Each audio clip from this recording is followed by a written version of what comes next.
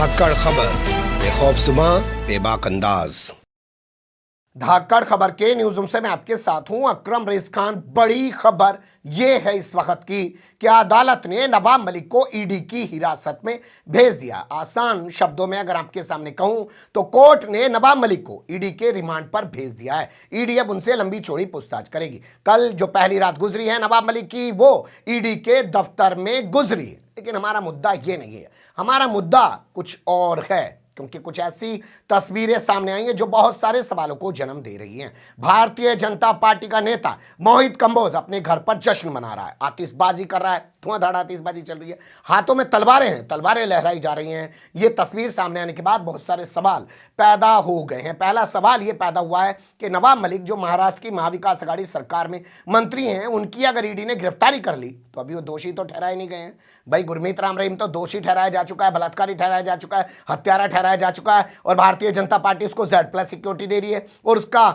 फरलो defend करने के लिए हाईकोर्ट में भी जारी कि नहीं साहब, इसे पेशेवर अपराधी नहीं माना जा सकता है। इस तरीके की बात करिए तो यहां तो अभी आरोपी ही है नवाब मलिक। फिर इस तरीके से जश्न क्यों मनाया जा रहा है, इसके क्या माने निकलते हैं? इसके अलावा जो एक सवाल हम आपके सामने उठाना चाहते हैं या आपके सामने कुछ चीजों को रखना चाहते हैं वो ये कि अनिल देशमुख तो बहाना है, नवाब मलिक तो बहाना है, असल निशाना शरद पवार है। जी हां, ध्यान से सुनिए, गौर से सुनिए, असल निशाना शरद पवार है।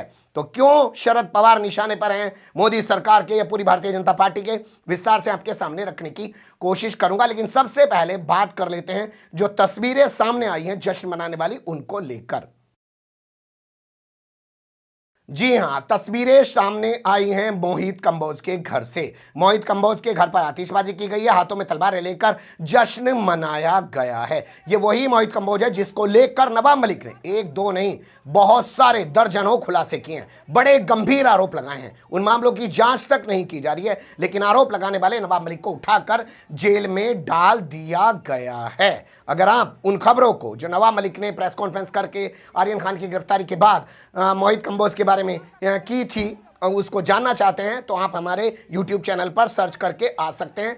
आर्यन केस बुलेटिन के नाम से आपको तमाम चीज़ें मिल जाएगी। फिर भी थोड़े बहुत खबरों के डिस्क्रिप्शन और आई बटन में हम लिंक लगवा देते हैं, उनको भी क्लिक करके आप देख सकते हैं। अब पहला सवाल जो पैदा हो रहा है वो ये कि कोई आतंकवादी पकड़ा गया क्या, कोई पाकिस्तान पे हमला कर दिया है क्या, कोई सर्जिकल स्ट्राइक कर दी है क्या, जो इस तरीके का जश्न मनाया जा रहा है। इसको आप ऐसे समझ सकते हैं कि नवाब मलिक का नाम नवाब मलिक है और नाम से ही पता चलता है कि मुसलमान है। एक मुसलमान के पकड़े जाने के बाद और आतंकवाद के मामले में उसकी गिरफ्तारी होने के बाद भारतीय जनता पार्टी के लोग जश्न मनाकर ये दिखा रहे हैं कि देखो उत्तर प्रदेश में आजम खान को ठिकाने लगा दिया, यहाँ पे नवाब मलिक को ठिकाने लगाने जा रहे हैं और हम अपनी कोशिशें लगातार जारी रखे हुए हैं। इसे इसी मानसिकता के साथ आप समझ सकते हैं। इसके अलावा आप इसे ऐसे भी समझ सकते हैं कि भारतीय जनता पार्टी को अब लग रहा है कि नवाब मलिक गया यही सरकार के खिलाफ, मोदी सरकार के खिलाफ, ईडी के खिलाफ, एनसीबी के खिलाफ, समीर वानखेड़े के खिलाफ, देवेंद्र फडणवीस के खिलाफ सबसे ज्यादा बोलता था। इसके अलावा संजय राउत बोलते हैं,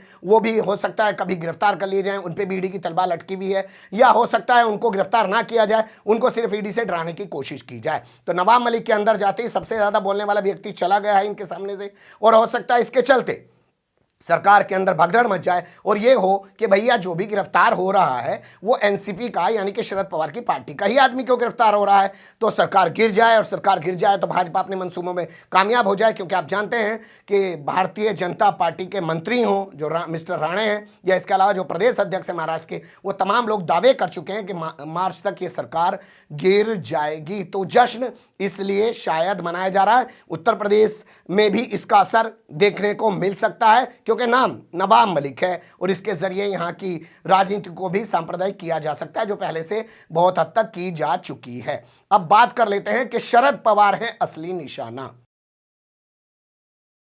अब बात कर लेते हैं शरद पवार की। तो शरद पवार ही असल निशाना है, देशमुख और मलिक तो बहाना है। मुझे लगता है इन तमाम चीजों पे रोशनी डालने के लिए हमें 2019 में चलना पड़ेगा। जैसे ही 2019 में महाराष्ट्र के विधानसभा चुनाव के नतीजे आए, वैसे ही भाजपा के अंदर सिर फुटबॉल शुरू हो गया। शिवसेना कहने लगी हमारा मुख्यमंत्री बनेगा, भाजपा कहने लगी हमारा ही मुख्यमंत्री बनेगा। दोनों ने अलग राह ले ली। इसके बाद दो तरीके की चीजें आपके सामने आई। एक तो तीनों पार्टियां जो थी, शिवसेना, एनसीपी और कांग्रेस, ये मिलकर सरकार बनाने की कोशिश करने लगे और इसके कर्णधार बनकर उभरे जो है शरद पवार। जी हां, इसके कर्णधार बनकर उभरे शरद पवार। लेकिन इनको साइड रखते हैं, दूसरी चीज को समझने की कोशिश करते हैं।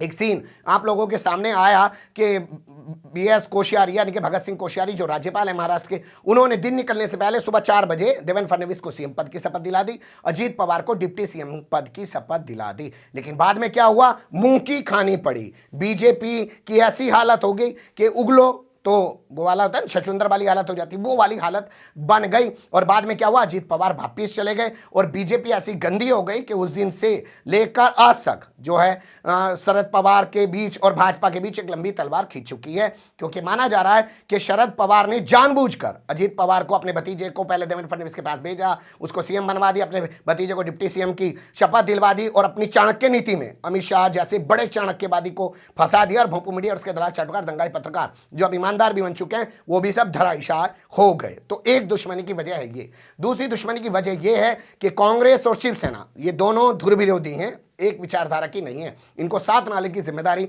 शरद पवार के जिम्मे थी। शरद पवार इन दोनों को साथ ले आए और पिछले करीब 2.5 साल से सरकार लगातार चल रही है, उसका क्रेडिट भी जाता है शरद पवार को। तो शरद पवार सबसे अहम कड़ी बने हुए हैं, इसलिए शरद पवार पर टारगेट किया जा रहा है। एक सीन आपको और याद करना पड़ेगा। विधानसभा चुनाव से पहले ईडी ने नोटिस जारी कर दिया और शरद पवार को कहा कि वो उससे पूछताछ करेगी। शरद पवार खुद सड़क पर उतर आए, उनके हजारों कार्यकर्ता सड़क पर उतर आए। ईडी के डायरेक्टर को बोलना पड़ा कि हम आपसे जो है पूछताछ नहीं कर रहे हैं। यानी ये पहला मौका था इस देश के अंदर कि किसी एक ऐसे नेता ने मोदी सरकार की आंखों में आंखें डाल के कहा कि दम है तो आओ पूछताछ करो। तो ये दूसरी वजह है। इसके अलावा आपको और पीछे जाना पड़ेगा थोड़ा सा। 2018 के विधानसभा चुनाव हुए राजस्थान में, छत्तीसगढ़ में, मध्य प्रदेश में। बताते हैं शरद पवार की रणनीति पर चलते हुए राहुल गांधी ने काम किया, कांग्रेस ने काम किया और यहां तीनों जगह भाजपा हार गई। इसके अलावा और भी बहुत सारी चीजों पर आप रोशनी डाल सकते हैं। जैसे उद्धव ठाकरे पर समय समय पर ढोरे डालने की कोशिश की जाती है।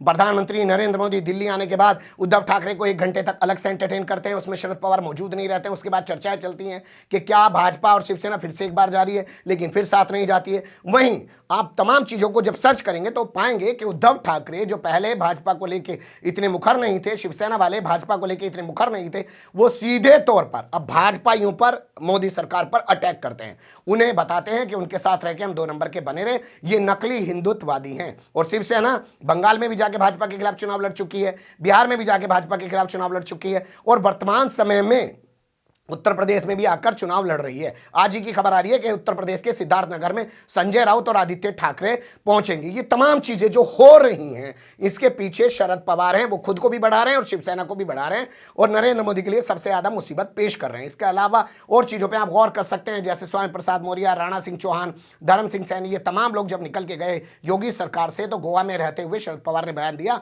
कि तेहरा विधायक निकल के जाएंगे। जी हां, तेहरा विधायक निकल के जाएंगे। यानी शरद पवार इस रणनीति के पीछे भी बैठे हुए थे। वर्तमान स्थिति पे भी आप गौर करेंगे तो देखेंगे कि नीतीश कुमार को राष्ट्रपति बनाने की बात की जा रही है। केसीआर और शरद पवार ने दोनों ने पीके के साथ मिलकर एक मीटिंग की है और उसके बाद तय किया है कि असल में नीतीश कुमार को राष्ट्रपति बना दिया जाए। यानी भाजपा के हाथ से बिहार की सरकार जा सकती है और उत्तर प्रदेश चुनाव के जो नतीजे होंगे उसका असर बिहार की सरकार पर, भाजपा की एनडीए सरकार पर पड़ सकता है। तो 2024 से पहले लगातार झटके लग रहे हैं भाजपा को, मोदी सरकार को, और उन झटकों को सबसे ज्यादा देने का जो जिम्मा है वो है शरद पवार का। शरद पवार एक बहुत मंझे हुए नेता माने जाते हैं, इसलिए पहले उनकी पार्टी के अनिल देशमुख को उठा के जेल में डाल दिया, अब उनकी पार्टी के ही नवाब मलिक को उठा के जेल में डाल दिया। और भी बहुत सारे पहलू हो सकते हैं, वक्त का थोड़ा तकाजा है। जितनी चीजें मुझे याद थी उतनी चीजें मैंने समेट के आपके सामने रखी। एक बात आप साफ कह सकते हैं